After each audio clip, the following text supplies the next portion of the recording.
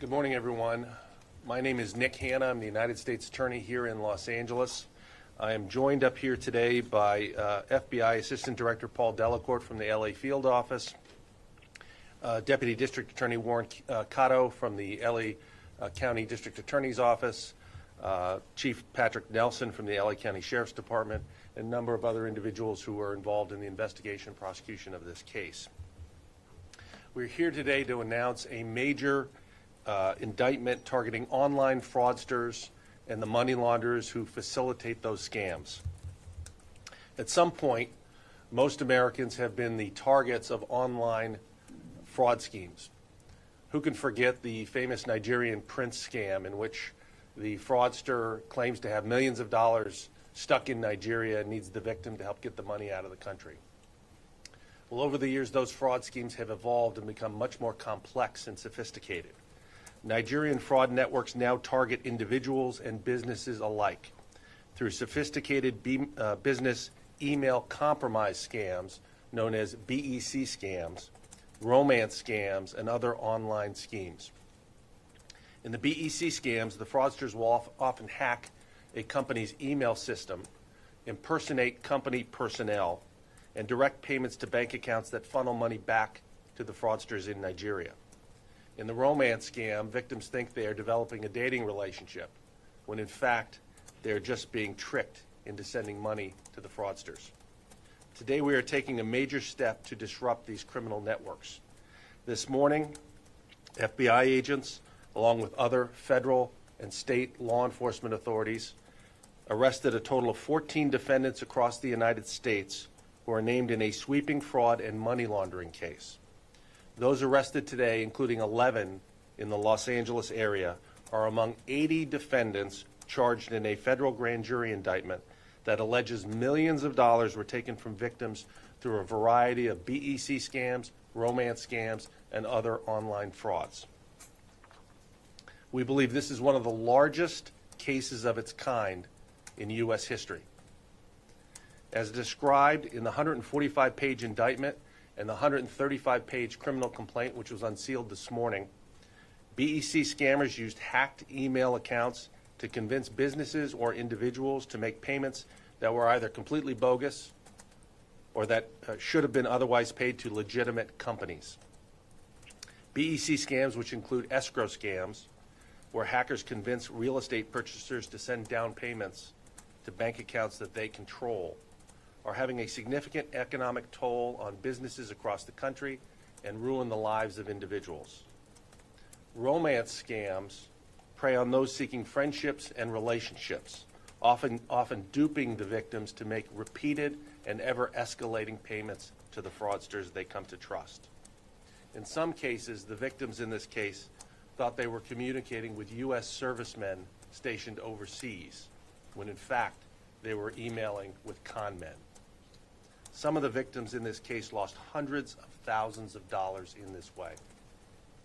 And some of the victims of the romance scams and other online frauds were targeted specifically because they were elderly or otherwise vulnerable. In a few minutes, Assistant Director Delacourt will discuss these schemes and how to protect yourselves from online predators. I'll focus on the indictment that led to the arrests this morning. The indictment alleges 252 counts, some of which deal with specific fraud schemes that targeted businesses, others that targeted individuals on dating and social media platforms, and others that targeted the elderly. The common thread is that all of these schemes involve the internet to defraud victims. The indictment makes very specific allegations against these con artists, many of whom are based in Nigeria, intent on stealing money from victims. But just as important, the indictment also focuses on those responsible for enabling these fraud schemes.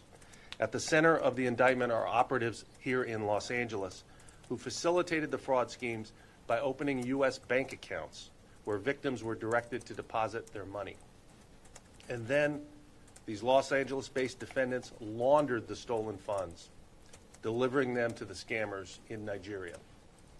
The indictment and the criminal complaint expose in painstaking detail the techniques used by the scammers and their money men to fleece their victims, funnel funds through U.S. bank accounts, and pocket the proceeds. This case is a testament to the hard work and diligence of American law enforcement. The FBI agents involved in this investigation tracked down these scammers around the world. They identified dozens of victims from around the United States and from countries around the globe. Victims in Colombia, China, the Caribbean, Germany, Japan, Mexico, the United Arab Emirates, and the United Kingdom. The agents tracked down details of thousands of communications and thousands of financial transactions that were used to expose this far-flung conspiracy. The indictment outlined schemes against more than 30 victims, about half of which are businesses and law firms, mainly operating in the U.S. There are more than 10 individual victims, including 8 who are older Americans who were targeted in romance scams and other get-rich-quick schemes. These schemes were part of a larger conspiracy in which some of the conspirators directly solicited the victims, while others coordinated and participated in laundering the stolen funds.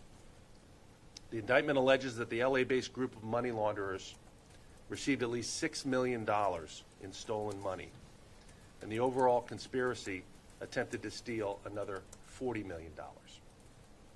The 2 lead defendants charged in the indictment orchestrated the money laundering scheme for numerous fraudsters.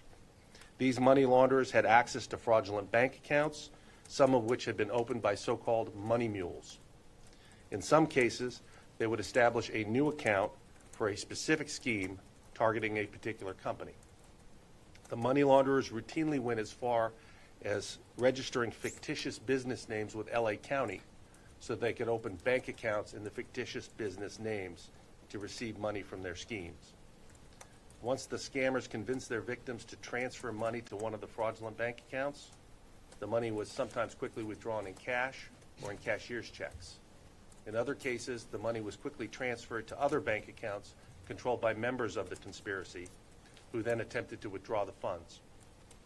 Ultimately, these money launderers used illicit money exchangers to transfer other funds from their Nigerian bank accounts to Nigerian bank accounts directed by the money launderers. The money exchangers sent millions of dollars to Nigeria simply by using smartphone banking applications for Nigerian banks to transfer the funds. All the defendants named in the indictment are charged in a conspiracy to defraud and a conspiracy to commit money laundering. All the defendants are also charged with aggravated identity theft, and many of the defendants face substantive fraud and money laundering counts. If convicted, all of the defendants face potential decades in federal prison. This case is part of our ongoing efforts to protect Americans from fraudulent schemes and to bring to justice those who prey on Americans and American businesses. My office recently became part of the Justice Department's Transnational Elder Fraud Strike Force. As one of only 6 U.S. Attorney's offices participating in the strike force, we are expanding our efforts to investigate foreign-based fraud schemes that target American seniors through telemarketing and other scams. While the investigation that led to today's arrest started before the establishment of the task force, it clearly demonstrates our commitment to protecting older Americans, indeed protecting all Americans, from financial exploitation. With additional resources coming into the area as a result of the strike force, I expect to bring more and more cases of this type. Thank you very much. At this time, I would like to introduce Assistant Director in Charge, Paul Delacourt.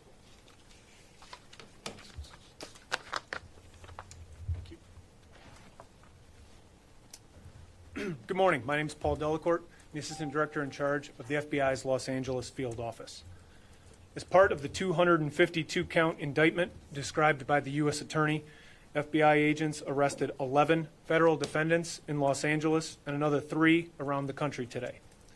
In total, some 80 defendants were charged, including many internationally. In the days ahead, we will be working with our foreign counterparts in 9 countries to apprehend 57 additional defendants. A majority of the local arrests were made early this morning, but 1 additional defendant was arrested on Sunday as he attempted to leave the country, and another was arrested last night. 2 were previously in custody on other unrelated charges. 3 subjects have also been arrested on state charges, and Deputy District Attorney Warren Cato will describe those shortly. We're looking for 2 fugitives here in Los Angeles and another 4 nationally, and we'll have that information available for you at the end of the press conference. Now, this investigation began in 2016 with a single bank account used to receive funds stolen through a business email compromise scheme. The case evolved into a complex, sophisticated, extensive conspiracy involving various types of cyber fraud through business email compromise, known most often as BEC, through traditional romance schemes that have migrated online and included the laundering of the proceeds of those frauds. Losses in this case were approximately $10 million, and attempted thefts were approximately $40 million.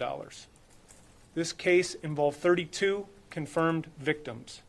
Victims were located in the United States, as well as in Japan, the UK, Lebanon, Ukraine, China, Mexico, Germany, Indonesia, UAE, and Trinidad and Tobago. This shows the extensive reach of the cyber criminals involved in these types of schemes. And while we're here to announce the results of this investigation, I'd like to describe the impact these fraud schemes are increasingly having on Americans here and around the country.